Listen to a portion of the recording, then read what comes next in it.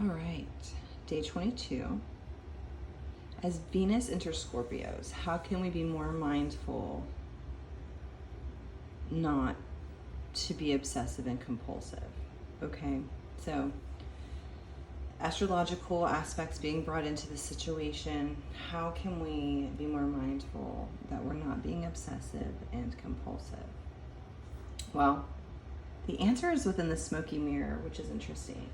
And so the smoky mirror is bringing around the aspects of what is implied but cannot be known, right? It's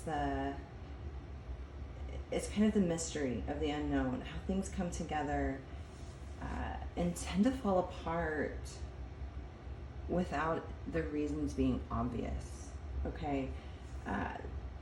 So with that being thought, right, the symbol also represents the shadow of the human psyche. This is the part that people tend to ignore.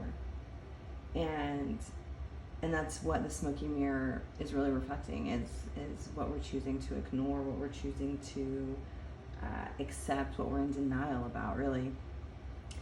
And so what we have here is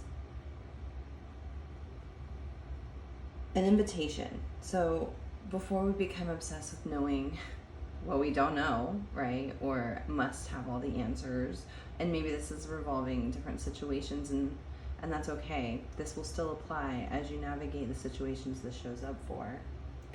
But we're being called to trust that no matter what is happening around us, the conditions of the world that are reflecting back to us, that all aspects of our journey need to be celebrated.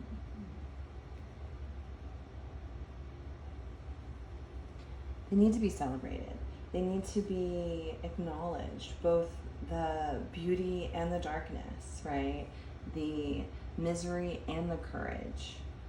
And no matter where we each are on our own path, we can't know everything about it. Life is a mystery. Many things about it are just not meant to be known until we are in the experience. It's all part of our journey, all part of our experience.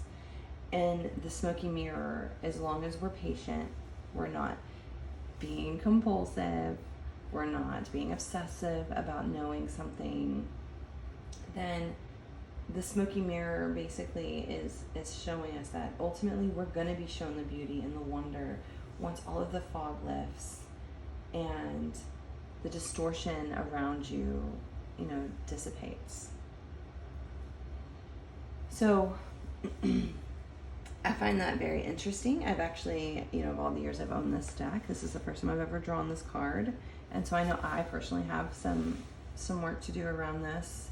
And yeah, maybe I'll share more on that experience later today. But as always, as you navigate this each day of our self-reflection, continue to send me those private messages. Feel free to make, comments below and share what's coming up for you.